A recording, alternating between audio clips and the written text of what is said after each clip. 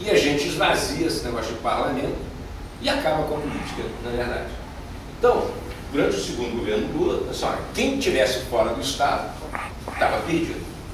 Não é? Quer dizer, é um mecanismo, uma estratégia que o Lula usou para dizer o seguinte: vamos acabar com a política. Não tem mais política. O que tem no país? Tem um discurso dele, todo ufanista, falando, e todo mundo dentro do Estado, cada um pegando um pedacinho, cada um pegando um ar. Esse aqui é meu território, esse aqui é meu feudo, PCdoB com esporte, PDT com não sei o quê, o PDT com trabalho, isso é o que Lula, tudo fatiado e ele negociando com todo mundo. O resultado disso é o seguinte, é que hoje nós temos uma máquina, um executivo federal, que arrecada, fica com 70% dos impostos na mão, tudo está na mão, praticamente do governo federal, e aquilo, esse condomínio armado pelo Lula, era também um condomínio de apoio político, mas era absolutamente corrupto, não só do ponto de vista do atentado à democracia, a ideia de você esvaziar a sociedade, botar tudo dentro do Estado, mas era um sistema corrupto no verdadeiro sentido da palavra. Eu não sei se vocês viram um artigo do Fernando Henrique ontem. É exatamente isso. Quer dizer, aquilo transformou-se numa forma de poder em que cada um tira um naco do Estado para o seu partido, para o seu grupo, e a sociedade que se deve. Então, isso é um sistema absolutamente corrupto. Agora, o que a Dilma, qual a diferença, então, seria entre esse esquema que o Lula montou e a Dilma? É claro que a Dilma é uma criatura do Lula. Nem do PT ela é uma criatura, ela é uma criatura do Lula. A origem dela, inclusive, é PDT, né? Que se transformou na candidata do PT e do Lula, mas sobretudo do Lula. Qual é a diferença da Dilma para o Zé Serra?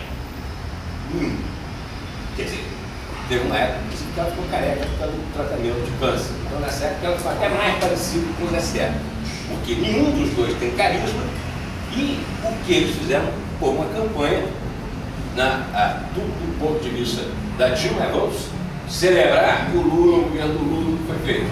E a campanha do Zé Serra foi um desastre político, mercadológico e pessoal.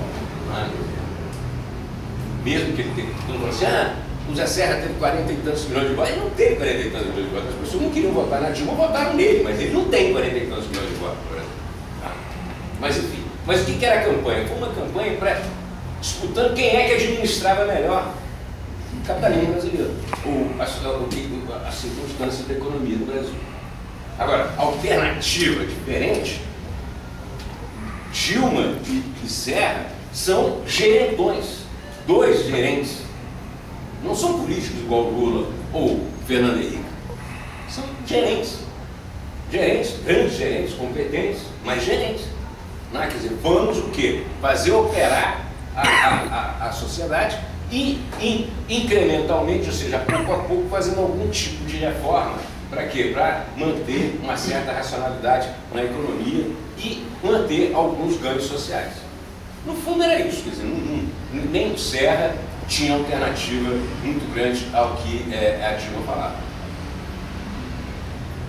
Então a Dilma assume, e o problema todo ela assume com aquele condomínio que o Lula havia montado. Só que as circunstâncias internacionais não são outras. Há uma crise econômica lá fora brutal, que a gente está conseguindo a duras penas filtrar pela aliança com a China, não mais com os Estados Unidos, que é a China que é o grande motor do mundo hoje. Há um mercado interno forte no Brasil, as pessoas estão comprando mais, o mercado interno sustenta o movimento econômico, mas mesmo assim as circunstâncias não são tão favoráveis quanto no governo do Lula. Resultado, a Dilma teve que tomar atitudes que o Lula não tomaria. E atitudes que têm consequências especiais, inclusive para o PSDB, se o PSDB souber ajudar. Primeiro o seguinte, Deve cair mais um ministro agora, né? É o sexto. É o sexto. A Dilma já tinha projetado uma reforma ministerial no começo do ano que vem, porque muitos iam sair para ser candidatos, então já era uma coisa para fazer a reforma. Mas ela já está fazendo agora por quê? Porque ela está tendo que demitir um atrás do outro. Ou seja, aquele condomínio de interesse armado para roubar o Estado está sendo exposto, não é? E muitas vezes por fogo amigo e pela imprensa. Então, quer dizer, a imprensa já tem um mapa de tudo isso e ela vai, cada uma faz um boliche com o Ministério, cada hora cai um, cada hora cai um. E a Dilma agradece. Não é? Por quê? Porque aí ela vai tentando colocar gente que tenha mais racionalidade, ou seja, que seja mais gerentões como ela. Não é? Agora, então essa aqui digamos assim, a diferença em relação ao governo da Dilma em relação ao Lula. Ela vai estar desmontando, e ela está desmontando, e vai ter que desmontar esse condomínio armado pelo Lula dentro do Estado. Porque o Estado não aguenta isso. Fica contraditório você ter, por exemplo, uma pasta como a do esporte, que tem que ser do PC do B e acabou. Não. Tem que ser de alguém que faça a coisa funcionar.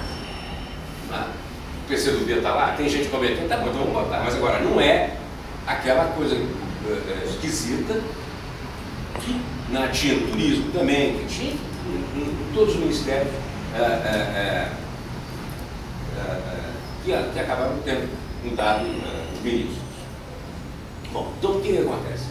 Mas quando a Dilma faz isso, ela está fazendo algo também que é que nós devemos prestar atenção. Em primeiro lugar, a Dilma está enfrentando os sindicatos. Está enfrentando os sindicatos. De que maneira? Primeiro, os sindicatos dos servidores públicos, não tem reajuste no ano que vem, só tem reposição da inflação, se tiver. Está fazendo a reforma da Previdência, ou seja, está propondo a constituição de um fundo previdenciário para os funcionários, porque o rombo é muito grande. A política do salário mínimo vai sofrer mudanças no governo dela. E ela mandou para fora do Estado os sindicalistas que estavam lá empoderados em determinadas posições de poder. Não é à toa que alguns estão indo para onde? O Partido Kassab e o PSDB. Certo? Então, ou seja, a Dilma está botando gente para fora. E, na verdade, quando ela está botando gente para fora, o que ela está fazendo? Ela está dizendo, não, eu não sou o Lula, eu não sou o árbitro de todos os interesses que estão dentro do Estado. Não, eu sou gerente dessa história aqui.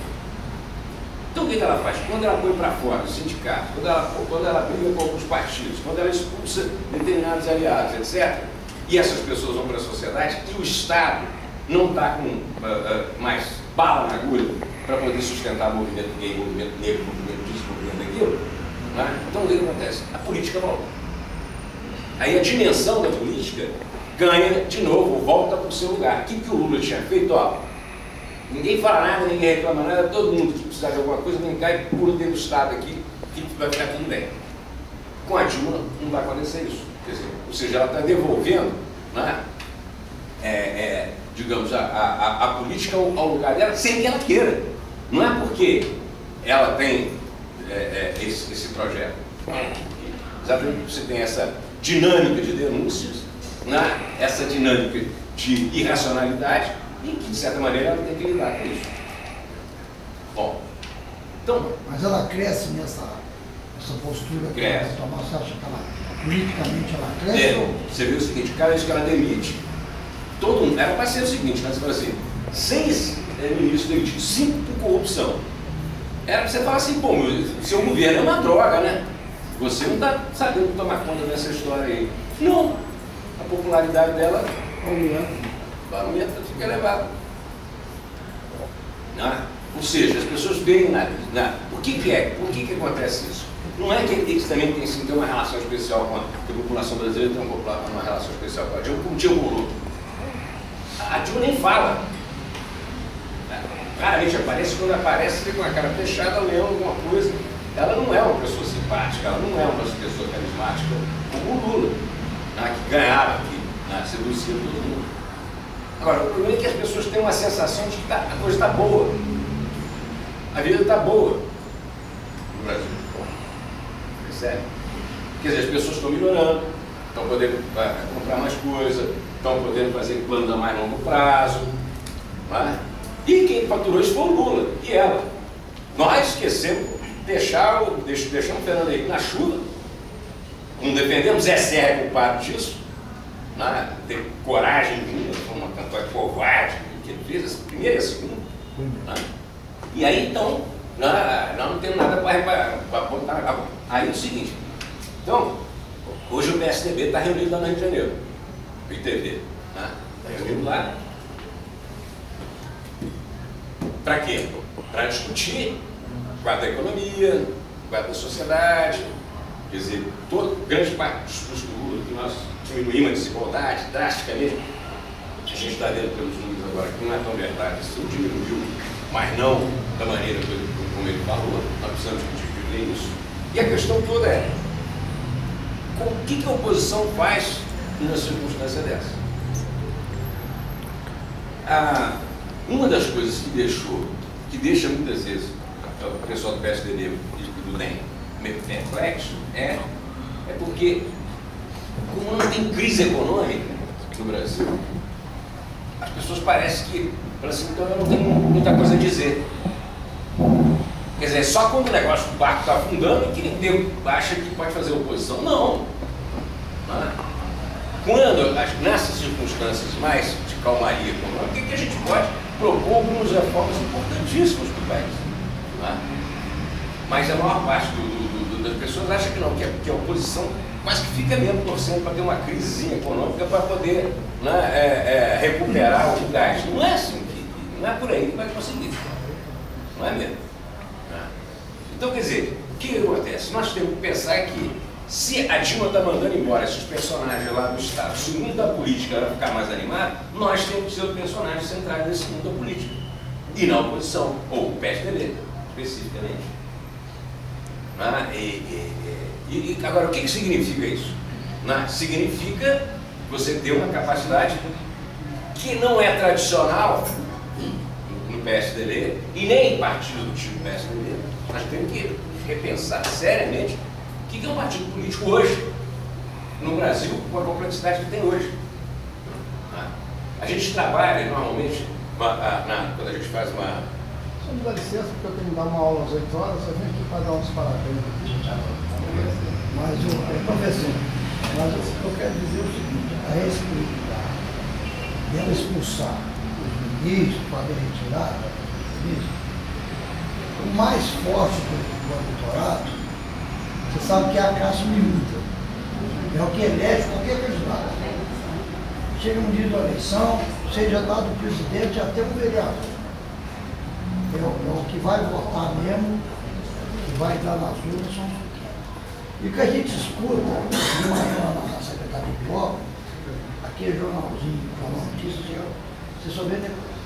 A Dilma vai cair, você vê, os ministros estão ali, eles não entendem o que o senhor está dizendo. A Dilma está caindo, você viu? Os ministros já estão.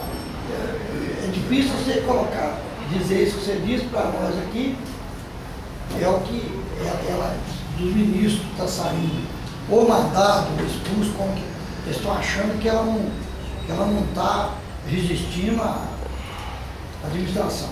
Então isso aí que me preocupa muito. Não, e eu acho que parece que na hora, se nós tiver, eu vou esticar na frente, uma eleição nós vindo aí, nosso candidato, que seja o AS, ficar pensando nisso, vamos deixar o governo da Dilma ficar numa crise, todo mundo se matando, pulando a garganta, e a gente aparece. Não é. Porque a oposição, tudo bem, se fizer isso, nós podemos até ter chance. Agora, nós não temos nem. Nós temos que pensar o país. E o que a gente pode propor? E mais ainda, eleger